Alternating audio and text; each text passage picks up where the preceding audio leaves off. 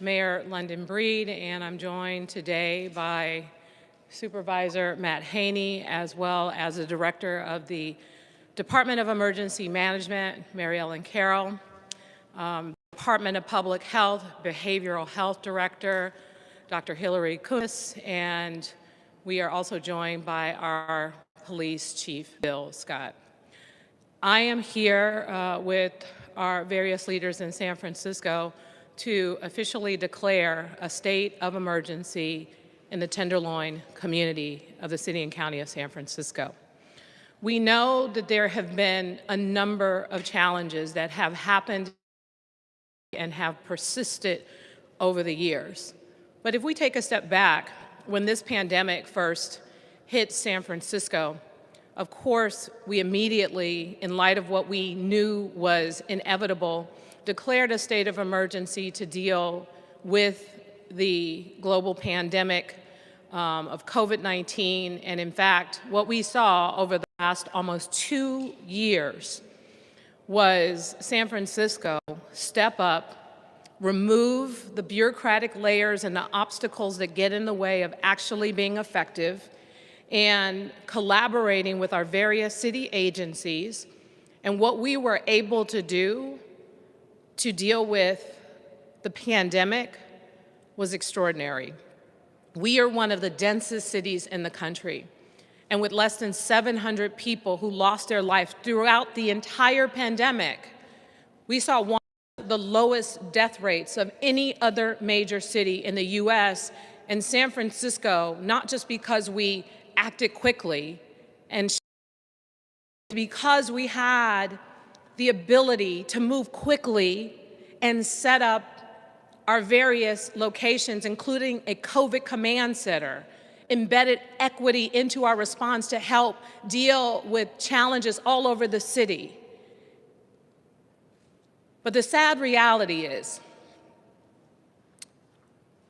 when we look at the loss of life in the pandemic, which every lost life is tragic, we had over 700 people alone die due to a drug overdose last year in San Francisco. We have over 600 and counting this year. When we look at the conditions on our streets, it is really unfortunate, it's sad, it's heartbreaking, and I must say, what doesn't get publicized enough is the fact that not only do we say, and we are a compassionate city, the amount we spend on services to help people struggling with mental illness, substance use disorder, all of these various programs, our street crisis intervention program, our street overdose team, our wellness team, additional resources for Narcan, the organizations that we work with that help put people on the streets to assist us with those struggling from addiction and mental illness.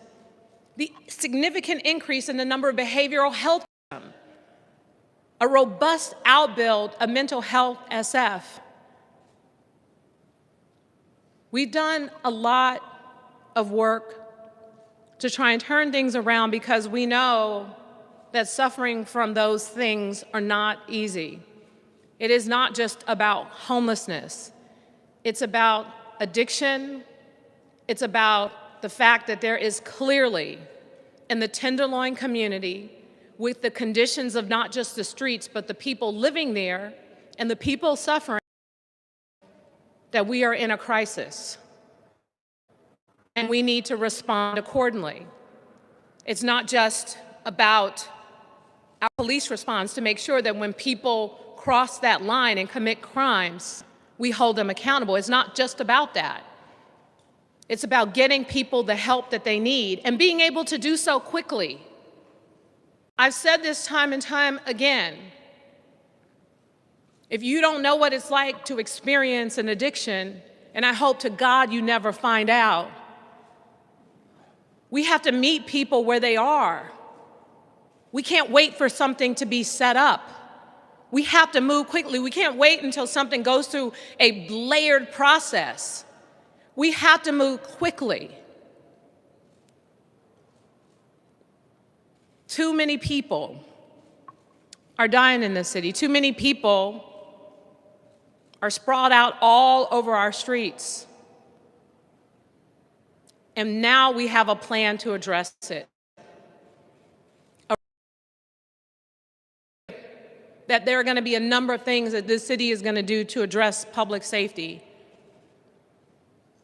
And part of that is a police response. Part of that is accountability. Part of that is making sure that we are consistent. But the other part is being aggressive about getting people into services and support and not allowing what has happened on our streets to continue. Not only the fact that people who are suffering from these things are randomly committing acts of violence towards people who are just walking down the street, not to mention the number of shootings and stabbings and other things that are happening randomly in this community, but also the high number of people who are dying from fentanyl overdoses. So leading this effort to address this emergency will be Mary Ellen Carroll, and the work that we have in place after our assessment will allow us the ability through this emergency declaration to move quickly, to move fast, to change the conditions specifically of the Tenderloin community. This is necessary in order to see a difference, in order to reverse some of the deaths from overdoses and the assaults and attacks and other things happening in this community. So at this time, I want to introduce Supervisor Matt Haney, who represents this district, who supports this declaration of emergency, who I know has been consistently advocating for additional resources. And let's be clear, this city spends more money on social services in the Tenderloin community than any other community in San Francisco. So just pouring money into this or doing the same thing, as I said earlier this week, is not going to give us a change. What's going to give us change is being aggressive about what we need to do to change these conditions. The most important job that I have as mayor is that when people walk down the streets of San Francisco, they should feel safe. They shouldn't have to look over their shoulders. They shouldn't be punched in the face randomly. They shouldn't have to see someone sticking a needle in various parts of their bodies, laying out on the streets and wondering, what can I do to help them? People who suffer from mental illness and substance use disorder, and someone's right to do so, especially when it crosses the line and impacts other people's ability to feel safe in our city. And that's what this emergency declaration is about, addressing those challenges, understanding what people are suffering through, and meeting them where they are. And so at this time, I'd like to ask Supervisor Matt Haney of District 6 to say a few words.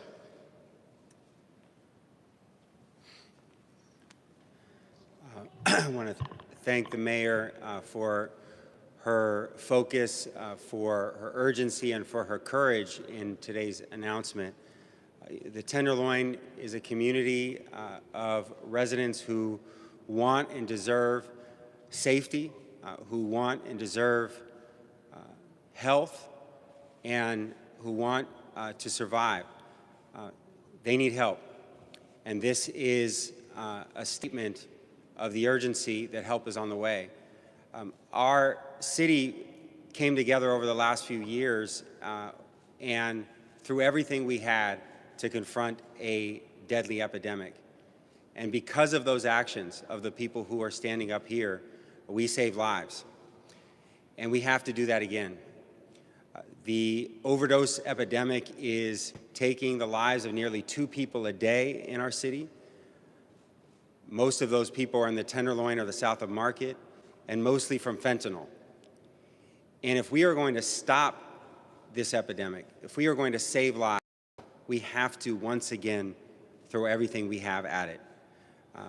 We need resources, we need coordination, we need tracking, and we need it now. We cannot wait to take action.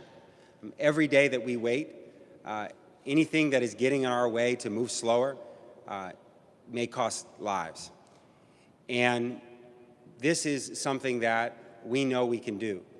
We did it over the last year and a half, and we've done it in the past. Decades ago, there was another epidemic that we faced, which was HIV and AIDS. And this city came together, we led the way, and we saved lives. And so even this is an epidemic that not only is impacting our city and is not only impacting the Tenderloin, it's a national epidemic. San Francisco once again has to lead. We have to demonstrate through commitment and compassion, not looking the other way, but confronting the problem, that we can stop it, we can turn the tide, and we can save lives. And I think if there's anything we've demonstrated over the last year and a half under Mayor Breed's leadership, under Director Carroll, Director Kunis's leadership, that we can absolutely do this.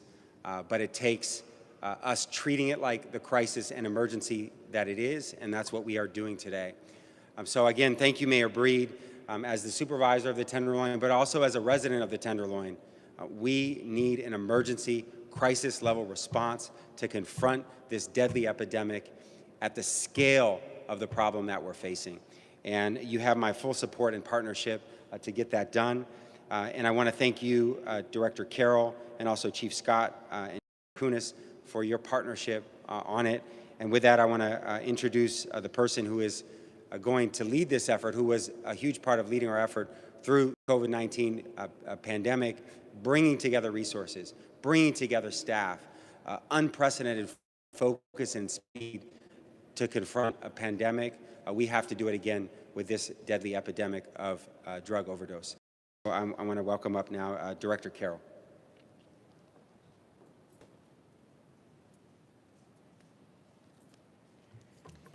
Thank you, Mayor Breed, and thank you, Supervisor Haney. In emergencies, people need resources immediately and not months from now.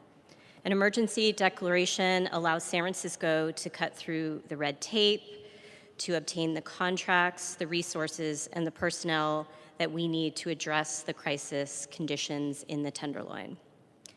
We only have to look at our COVID response to see how an emergency declaration allowed us to quickly lease hotels, hire critical staff, and establish testing and vaccines. And if you remember, when we did that declaration, there was a lot of questions about why we were doing a declaration so early before we even had a case in San Francisco. It is because we knew the lead time that we needed, and we knew how important it was to have the ability to conduct and get those resources quickly. That's what today's action is about. It will allow us to streamline and coordinate essential services and resources.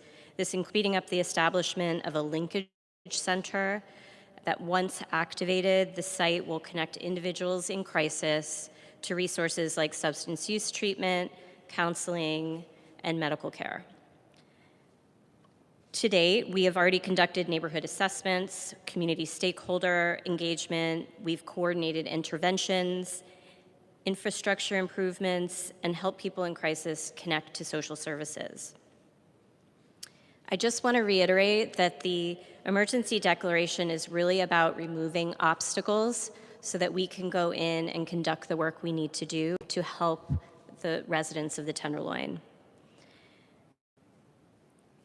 Our goal is to get those services coordinated as quickly as we can in order to alleviate the overall suffering that people are experiencing in the neighborhood. Thank you very much. I'll turn it back to you.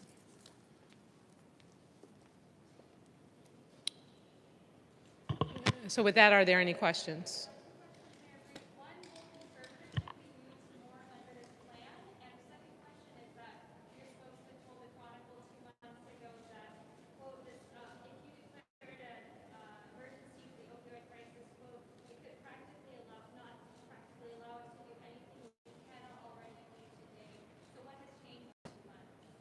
So can you go back to the first question?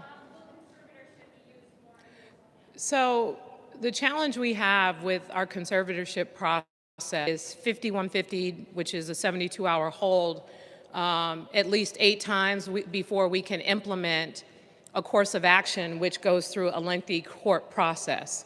From my perspective, it's not strong enough to be as effective as we would like it to be. And I think that's why we have to use our alternatives of not giving people any option when they are struggling with addiction and have challenges with mental health. We have to take them somewhere. So either that somewhere is going to be San Francisco General, depending on their condition, or that somewhere is going to be a location that we will set up as a result of this emergency declaration. And the goal is to not let anyone stay out in the streets and not give them an option, and to enforce many of our various laws that are on the books, including sit-lie and camping and sleeping and other things. So we're going to be a lot more aggressive with implementing existing laws that are on the books in order to get people off the streets. And unfortunately, the conservatorship that we were hoping that would work more effectively does not work as effectively as it should. And then why the change in 2 months?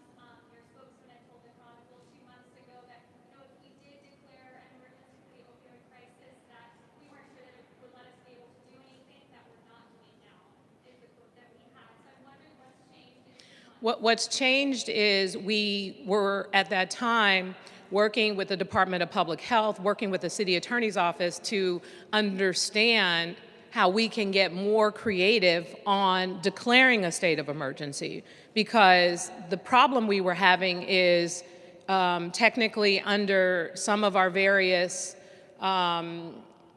laws, it wasn't in terms of what was put forward and what was suggested, it wasn't something that technically we could use legally as a basis.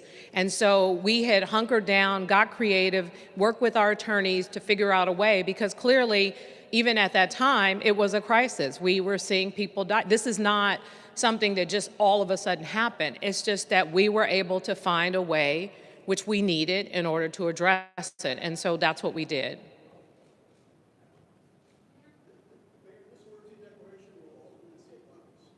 My hope is that it will definitely save lives, because we're talking about, you hear about people who are saying, well, someone's laid out on the street, what do?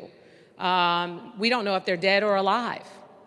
The ability to allow for our street wellness teams to do checks, but more importantly, that person probably needs to be monitored.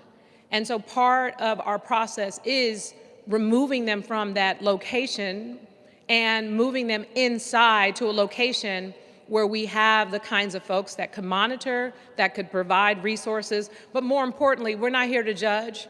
We're here to say, we're here, we're paying attention, we don't want you to die, and so we're gonna do everything we can to support you, but we gotta get you off the streets. San Francisco's public defender has said that expanding the police presence in the Tenderloin will be harmful to people who are already over-policed, underserved, and that it cuts against the promises you made in the wake of the murder of George Floyd to invest funding from police. What's your response? It doesn't, because we're still making those investments, and we have. When you look at the city's budget overall, you see significant investments in programs, including a commitment to the African American community for $60 million a year ongoing. And so you tell that to the families who I met with, who are in tears from the attacks, and telling me that they want the police there, telling me that they call the police and they want them to show up. The families and the people who live there, has anyone from the public defender's office or anyone else had a conversation with these mostly immigrant families who could barely speak English, who feel uncomfortable and unsafe walking their kids down the streets? So have the public defender, give them a call and have the conversations and see what they want and what they need to protect their lives and their children. Everyone in theory can talk about all the policies they want around no police and defund the police and all of these other things, but at the end of the day, if someone beat your kid, like that 11-year-old girl, who are you gonna call to protect you? And that's the point of this. We have worked very hard in this city to turn things around with the challenges that have existed historically in the police department of San Francisco. And I'm very proud and confident in Bill Scott and his leadership and the various trainings, anti-bias trainings, the new recruits, which have made the department more and more diverse and understanding of various communities, making sure that we're sensitive to the need and we're not creating these barriers to those who in the past have historically had challenges with the police. We have people who want a relationship, businesses in the Tenderloin who want a relationship and treat their police officers with kindness and respect, the same with the police officers towards them. So folks can say what they want about all of this going back on your word, this and that, but at the end of the day, the people in this community are not safe, and it is not fair, and it's not right. And part of the response to this is definitely police officers.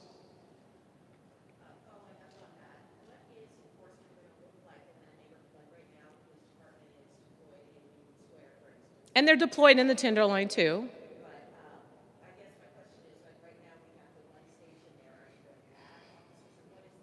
But let me just be clear, and the chief can talk about that, this declaration of emergency is more so about making sure that we are dealing with our public health crisis on the streets. And part of it, separately from that, is definitely a significant increase in our police response. So if you want, I can bring Chief Scott up if you have a specific question. Yes. Thank you, Mayor. Everything that was said today only enhances our ability to do our jobs. Enforcement, we have to enforce. We have to arrest drug dealers. We have to arrest people that are assaulting people.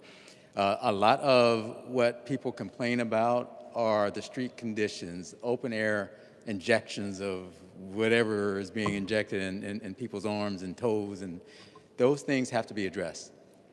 The other side of that is our officers have said time and time again, let's have a system where we can get the social workers involved, and that's exactly what this does at the front end, so we can go and do the things that the public wants us to do.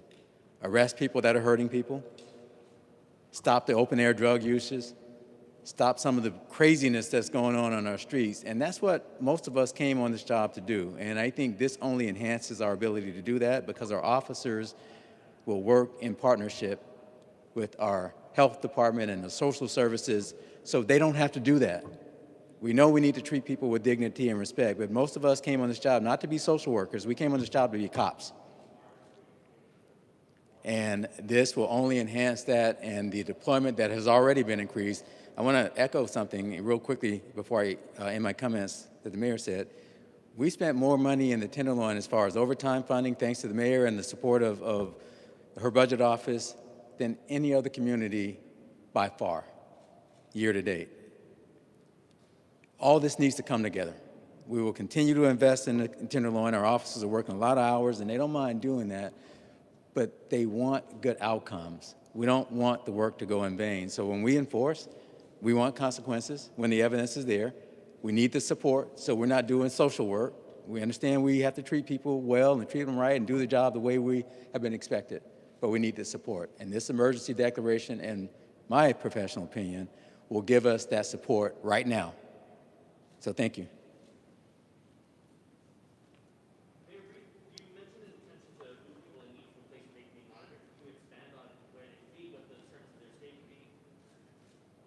I'm sorry? You mentioned an intention to move people in need to a place where they can be monitored. Can you expand a bit about where they would be moved to, what the terms of their stay would be? Yes, Mary Ellen Carroll can answer that.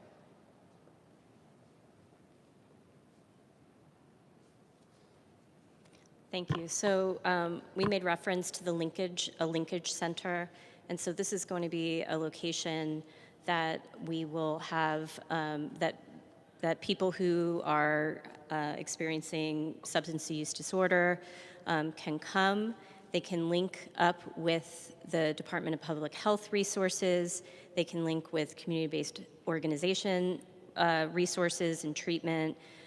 We can find out where they are in the housing system, if they need housing, and we can also meet them where they are with some basic hygiene, food. We really want people to, this is really intended to be a warm intervention with people, to engage people. I think I can tell you personally, and I think a lot of people feel frustrated with the lack of intervention and the lack of ways to intervene with people who are suffering on the street. And so this is a place that we can pull people in and get them warm, get them dry, get them fed, and have them connected to all of the many, many services and resources that the city has. Pardon me? Yes, it is voluntary. People can come in on their own. People will also be given choices. So there's a push-pull. Our intention is to be more pull than push, but there will be, and as the chief has talked about, there may be instances where people have a choice. You know, you're doing something illegal, you're doing something that is harmful in the neighborhood. In this situation, we have this option for you to go here. And we're hopeful that people are going to take us up on that option as much as possible.